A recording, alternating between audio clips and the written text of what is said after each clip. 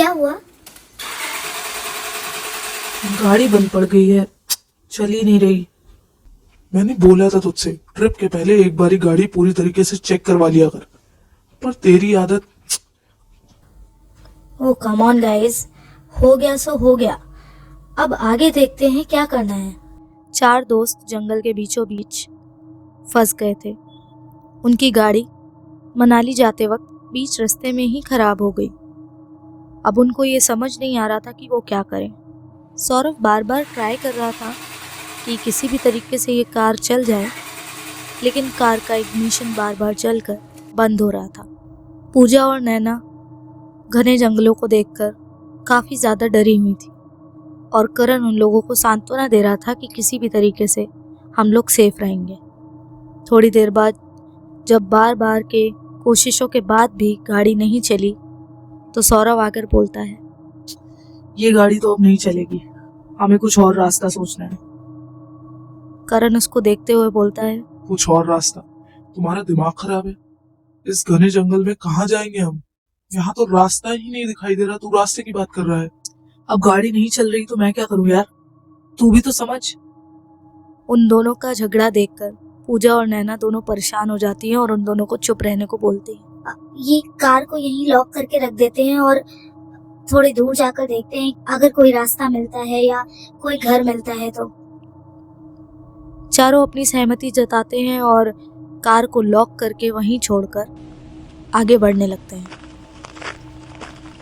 आधे घंटे चलने के बाद जब वो चारों लोग हार कर वापस जाने लगे तो उन्हें कुछ दूर से एक रोशनी दिखाई दी। जरूर वहां पर कोई घर या कुछ तो है, हो सकता है कोई गैरेज हो। करण हंसकर बोलता है। रियली? सौरभ बोलता है, देख लेते हैं चलकर। चारों उस रोशनी की तरफ बढ़ने लगते हैं। जब जाकर देखते हैं तो एक बड़ी सी हवेली के एक कमरे में एक बत्ती जल रही थी। सौरभ एक्साइटेड होकर बोलता है, वाओ, एक रात गुजारने के लिए पूरा काम हो गया। तभी नैना मना कर देती है, नहीं नहीं नहीं, मैं इस हवेली के अंदर नहीं जाऊंगी। मैंने बहुत मूवीज देखी है और मैं वैसी गलती कभी नहीं दोहराऊंगी। रिलैक्स नैना, ऐसा कुछ नहीं होता है, ये तो सब मूवीज है। सच्ची में थोड़ी कोई भूत या पिशाच होता है। तो भी ना। नैना मानने को तैयार नहीं थी, लेकिन जब उसने चारों को देखा तो सब अंदर जाने को रेडी थे। आखिर उनके पास और कोई चारा भी तो नहीं था। चारों उस हवेली के अंदर जाते हैं, उसका दरवाज़ा खोलते हैं।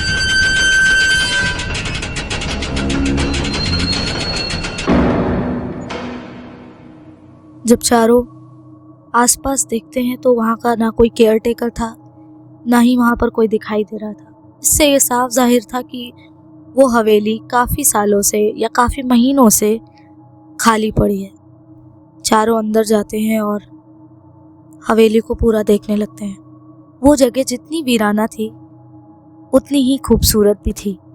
पूजा बोलती है, देखा नैना, कितनी सुंदर हवेली है। ऐसी सुंदर हवेली में कोई भूत पिशाच रहेगा भला? नैना उसकी तरफ देखती है और सर हिलाकर मन में बोलती है, इसका कुछ नहीं हो सकता। थोड़ी देर बाद जब चारों थक गए थे तो उन्होंने ये फैसला किया कि वो हवेली के रूम में एक साथ ही रुकेंगे, कोई भी अलग अलग नहीं सोएगा। चारों जब हवेली के ऊपर वाले कमरे में जाते हैं तो देखते हैं वो कमरा काफ़ी सुंदर था। वहाँ पर एक डबल बेड पड़ा था और एक सोफ़ा पड़ा था। पूरे हवेली के मुकाबले वो कमरा कुछ ज़्यादा ही साफ था। तो चारों ने अपना अपना सामान वहाँ रखा और पूजा और नैना बेड पर लेट गए। करण सोफे पर और सौरभ ज़मीन पर लेट गया। तीनों इतने थके हुए थे कि उनकी आंख कब लग गई उन्हें पता ही नहीं चला। रात के तकरीबन 3 बजे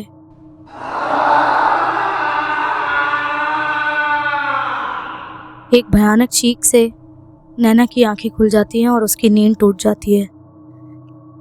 वो बेड पे बैठ जाती है और मन ही मन ये सोचने लगती है कि आखिर ये चीखने की आवाज़ थी किसकी। कमरे से बाहर निकलती है और लॉबी के दोनों तरफ देखती है। पूरी लॉबी में अंधेरा होने के वजह से कोई भी उसको दिखाई नहीं दे रहा था। नैना थोड़ा सा आगे बढ़ती है, कौन है? लेकिन जब कोई जवाब नहीं आता तो वो और रिस्क ना लेकर कमरे में वापस चली जाती है। अपनी आंखें कस के बंद करके सोने की कोशिश करती है।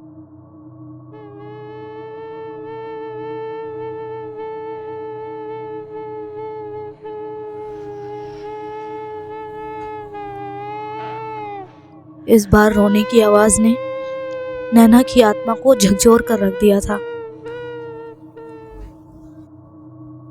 उसका मन पहले से ही नहीं था इस हवेली के अंदर आने का, और अब ये सब हादसे।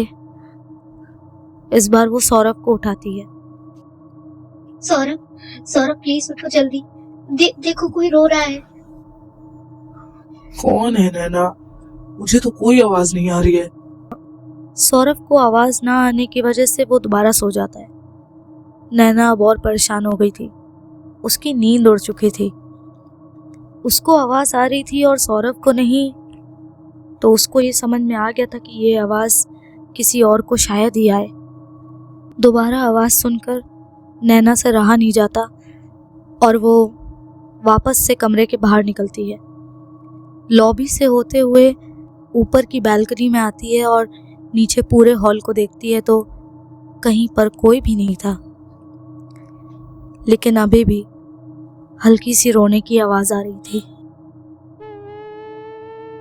रोने की आवाज जिस तरफ से आ रही थी वो उस तरफ बढ़ने लगती है।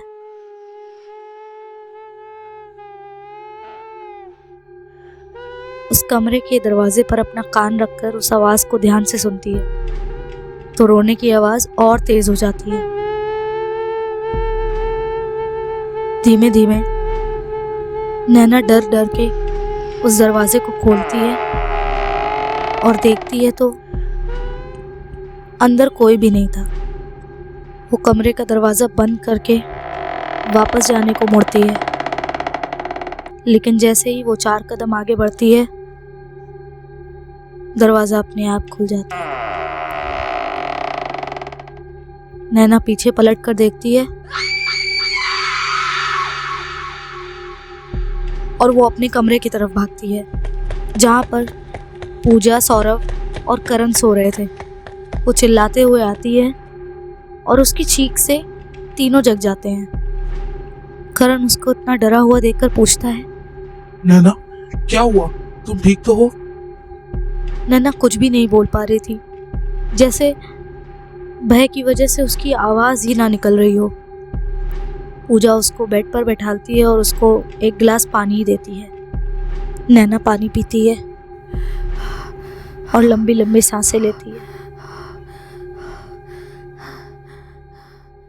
जब नैना शांत हो जाती है तो सौरभ उससे पूछता है, अब बता नैना, क्या हुआ? तू चीखी क्यों?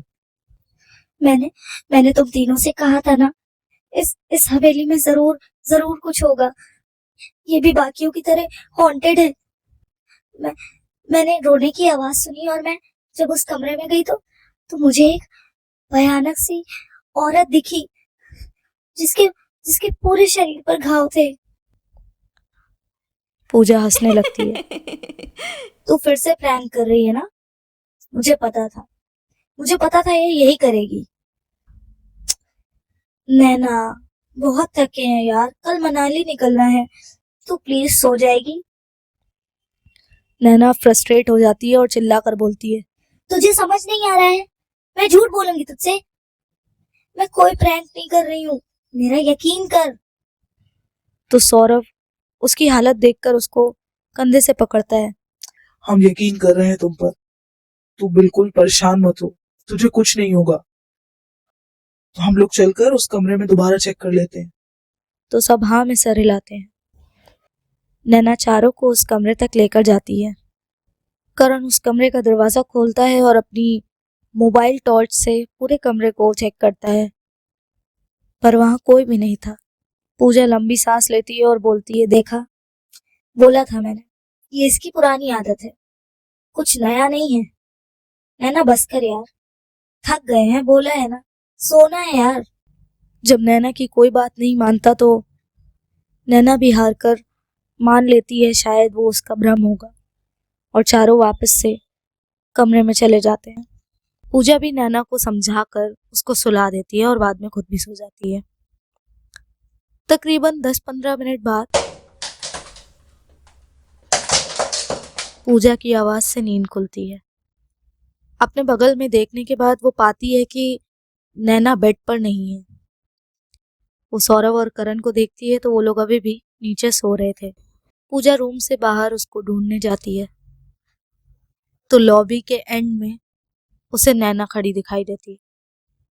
नैना की पीठ पूजा की तरफ थी, इसलिए पूजा उसके भाव को माप नहीं पा रही थी।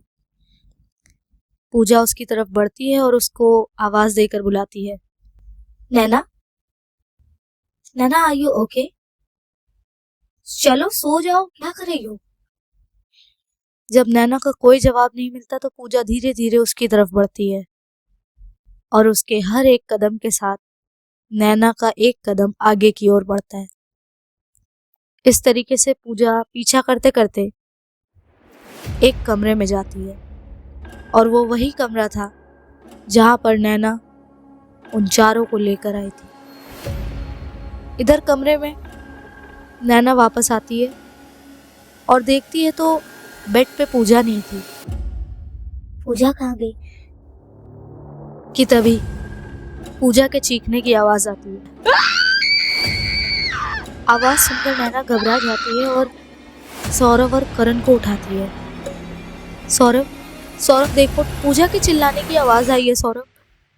जब सौरभ और करण उठते हैं तो तीनों मिलकर पूजा को ढूंढने जाते हैं और हर कमरे को चेक करते हैं, लेकिन पूजा कहीं नहीं थी। अब आखिरी कमरा वो कमरा था जिसमें पूजा गई थी। वो तीनों जल्दी से अंदर जाते हैं और देखते हैं पूजा पंखे से लटकी हुई थी। नैना की ये देखकर चीख निकल पड़ती है और सौरभ और करण की आंखें फटी की फटी रह जाती हैं। पूरी हवेली के अंदर बाहर की आंधी की हवा अंदर आने लगती है। सारे खिड़कियों के शीशे टूट जाते हैं और सारे दरवाजे अपने आप खुल जाते हैं। ये देखकर तीनों बहुत ज़्यादा डर जाते हैं और सारे लोग मिलकर हवेली के एंट्रेंस पे भागते हैं। जैसे ही हवेली के दरवाजे पे पहुंचते हैं, दरवाज़ा अपने आप बंद हो जाता है। अब नैना बहुत ज़्यादा डर गई थी और सौरभ और करण को भी ये भरोसा हो गया था कि इस हवेली में ज़रूर कुछ है। उन्होंने अपना एक दोस्त भी खो दिया था इससे पहले कि वो लोग कहीं और से भागते।